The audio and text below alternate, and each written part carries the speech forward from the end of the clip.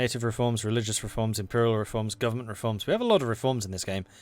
It's almost like you cover the events of the Reformation. Although that has almost no actual bearing on those said reforms.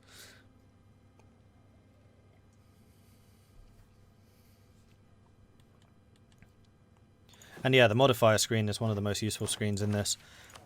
I don't use it necessarily so much in the observer stuff. But when I'm playing single player and I want to know exactly where my strengths and weaknesses are, it's very useful. So if you click on the government, and then up here, country modifiers, you can see all of the modifiers that your country has. So we can see, for example, if we go to heavy ships for England, they're probably going to have some heavy ship abilities. If I remember how the alphabet works. Heavy ship, combat ability, plus 30. A Royal Navy gives them plus 10, and then Oak Forest for ships gives them plus 20. So yes, don't mess around with England's heavy ships. In fact, what's England's naval doctrine? England currently have the wooden wall. Really? Interesting. So the wooden wall is an ability which will give them +1 to all combat rolls so long as they're off the coast of a owned province, which we saw England or Britain using to really good effect in the previous multiplayer where they owned a bunch of islands throughout the Mediterranean, which effectively meant the entire Mediterranean counted as England-owned territory. So fighting against the English, even with galleys in the Med, was almost impossible. Val doesn't quite have that right now. They do own Malta. They were trying to go for Gibraltar but did lose that fight. I was actually expecting them to have chance for capturing enemy ships. They're already a pirate republic, which would give them plus 50%, and then this would give them 83% chance of capturing pirates, or capturing ships, which would be kind of huge. Yeah, so Groogy, this is what I was talking about last time. They're just constantly keeping Republican tradition at 0. They've used the Merchant Black Market Consortium, which gives them the Merchant Republic mechanics, and there's no real downside to this. And because they're Anglican, they can just spam up the stability. So the only downside for having low Republican tradition as a pirate republic is the stability cost, and they can ignore it because of Anglicanism. They can just use this. So there probably should be some kind of downside for that.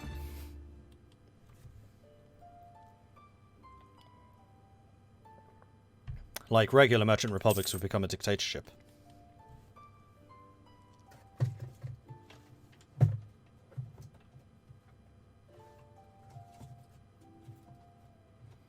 One idea is to give them a mutineer council for time until they recover. Interesting. British mutineers. I gotta say, I'm really excited for the coastal defences and marines. Because I like playing the naval powers. And that's really going to enhance naval play. Especially marines using sailor manpower. Yeah, that's going to be very interesting. And marines having the faster amphibious landings. So one of the ways that I beat Spain in a previous multiplayer playing as England was I would land armies where their ships were docked, force their ships out, then jump my troops back on the ships and run away before the Spanish army could respond. And I would just hit them in multiple different places and they could never respond quickly enough. So, excited!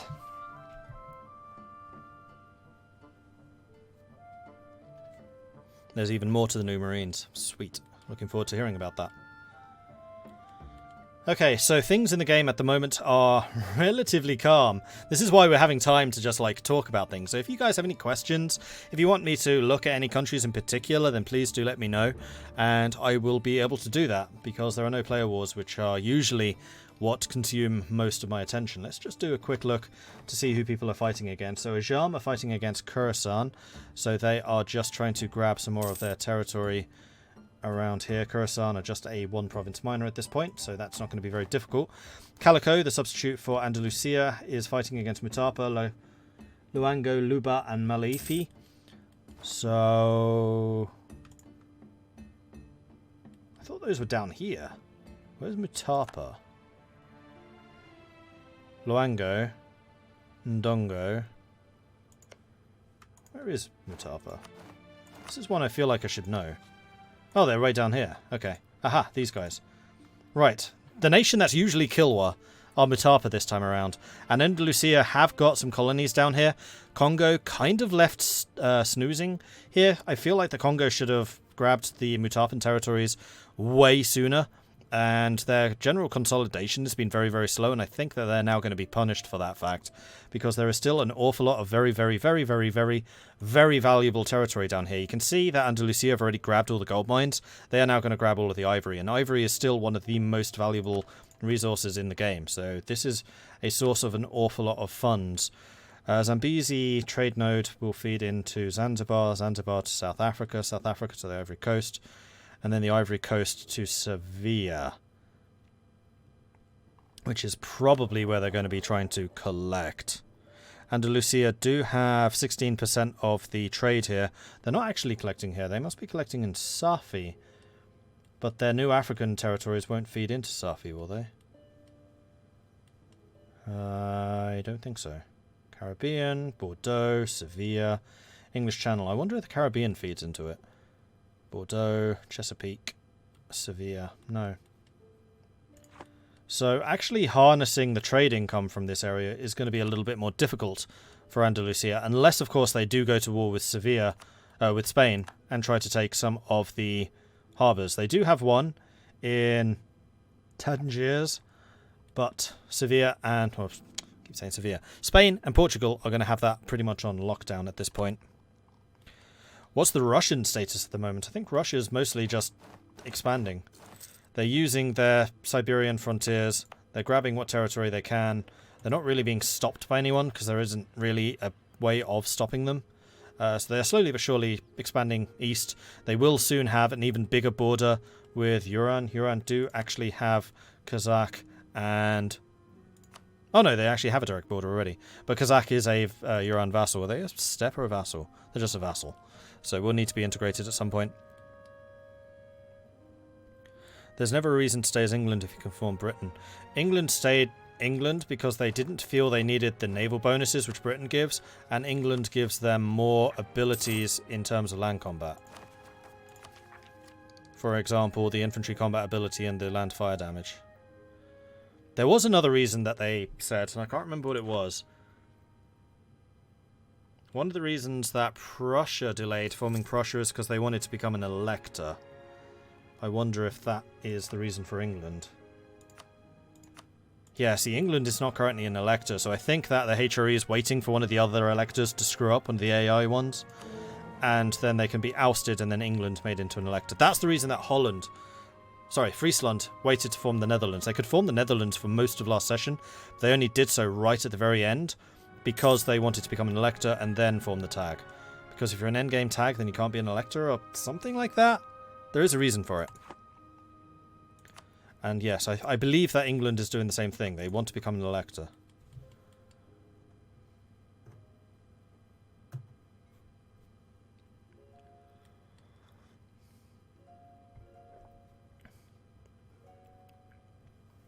You have to be an elector to be of kingdom rank. Ah, that would be it.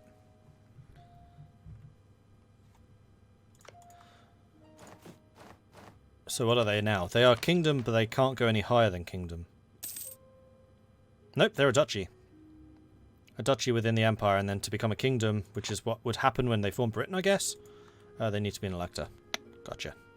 I understand now. I've played a lot in the HRE, but I never really used the HRE mechanics, because I tend to play as Brandenburg, or the Netherlands, both of whom basically get kicked out. And I've never played as Austria, because I hate Austria. As I may have mentioned once or twice before. And that's entirely related to my very first game ever of Europa Universalis III, playing as Brandenburg, and I don't think I've ever been quite so humbled by another nation before. And that was by Austria, because I probably expanded too quickly and got some aggressive expansion. Austria was like, no, squish.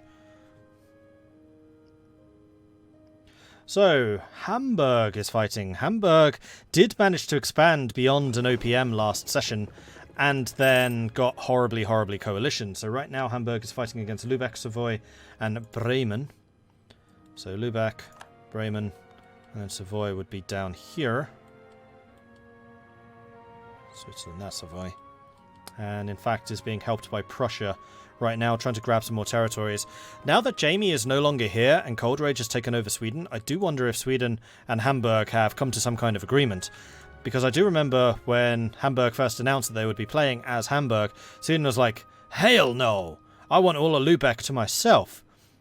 But since then, they have not really expanded any further south, and Hamburg seemingly has been fairly able to expand their territories here. They're going after Lübeck right now, which is the level 3 port. They have the level 2 in Hamburg already. They're going after Bremen, so clearly trying to tie up some more of the trade power over here. I also wonder what the Netherlands and England are going to feel about that, because I know that England have a fairly tight grip on trade in the English Channel, though they are sharing a little bit with the Dutch and the French.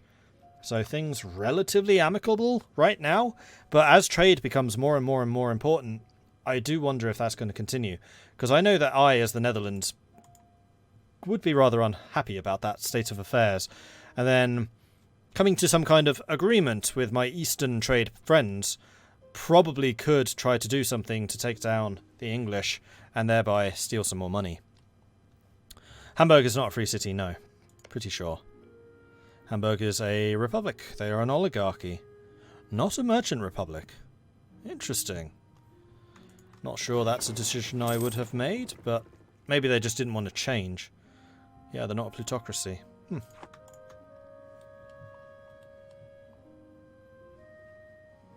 we see Japan? We can. Japan's been pretty quiet. They are not at war with anyone right now, as far as I can tell. As soon as I find Japan. Where are they?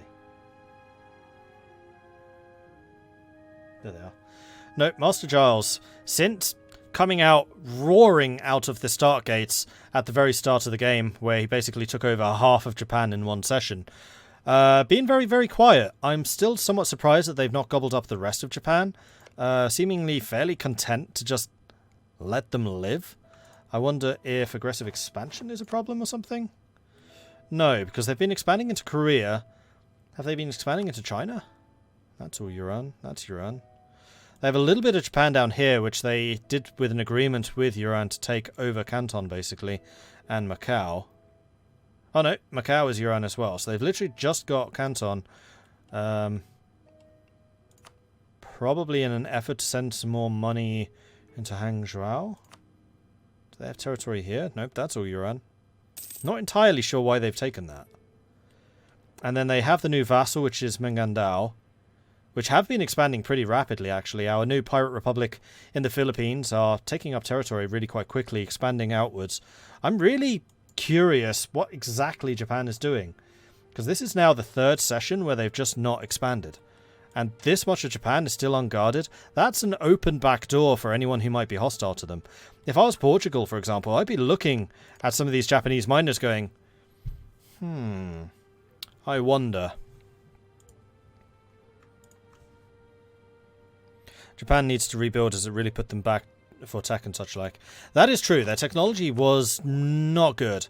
10, 11, 12. Iran, by contrast, 10, 10, 13. They're not a good example. Malacca is probably a better one. 12, 13, 11. Hindustan, 12, 12, 13. So they are catching up. I do know that their admin was like 4 or 5 technologies behind at one stage.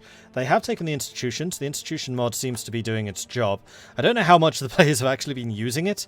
So, for example, to get printing press, you just need to have innovative ideas. I don't think any of them have taken innovative ideas.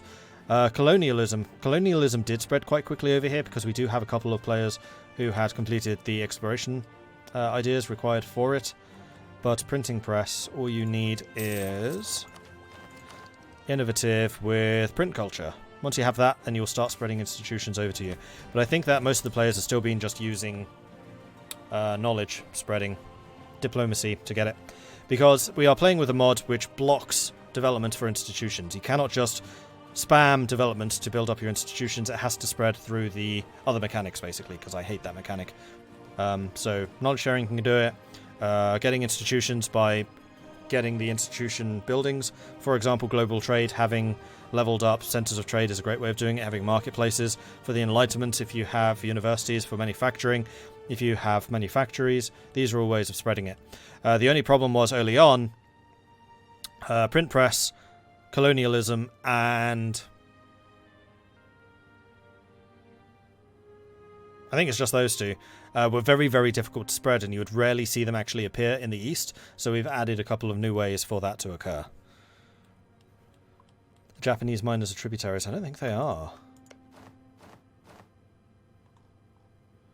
No. I don't think Japan has tributaries. I'm not sure they can have them. Go to the diplomacy. Military access. Military access. Conquest, reconquest. No, they have no tributaries. No, that's Matapa. Why am I seeing Matapa? One march. Royal marriage. Embargoes. Military access. No tributaries. I think you have to be Confucian to have tributaries. I don't think that Shinto can do it. So yeah, still surprised that they haven't taken these. Even if they just took them as vassals, you can do that. Vassals wouldn't really cost you very much. Sure, you'd have to spend Diplo eventually to annex them, but in the meantime, they're at least secure. They're your territories, and you can start building them up. And they can be contributing to your economy. Unless, of course, Japan is using all of their Diplo slots, which is possible. I'm sure I could see that here. Okay, easier to see it here. 2 or 4. No, they have slots free. They could do it.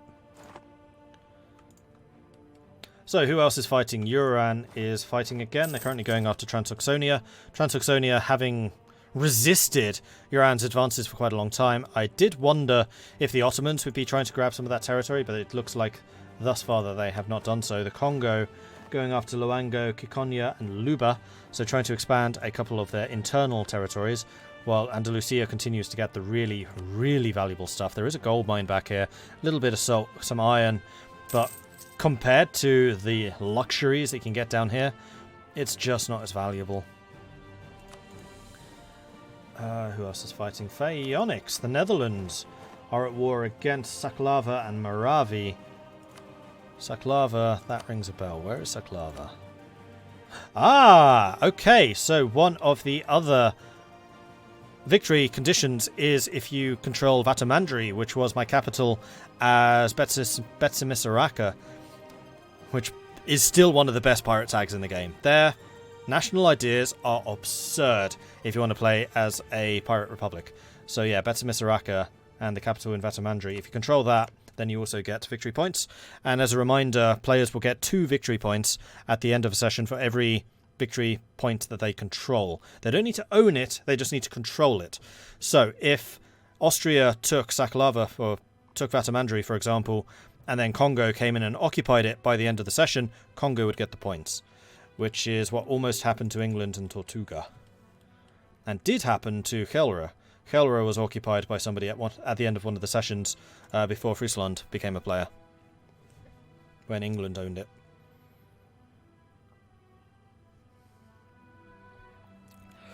What's the risk versus reward with conquest in this game? Is it more beneficial to ally up and trade? Good question. It kind of depends on your situation. It depends on your diplomacy and it depends on your neighbours. Early on, it probably is a fairly good idea to be at least a little bit militaristic, to expand your borders, which is why we're kind of ending the blobbing phase, so most of the world is now occupied by one of the human players. Particularly Europe is... There's very, very few neutral states left here. There are a couple, because Fewer seems to be saying, don't expand in Germany. I want these princes to exist. I'm the HRE. I get bonuses from these princes existing. But outside of there, there's very little. And that's done through conquest.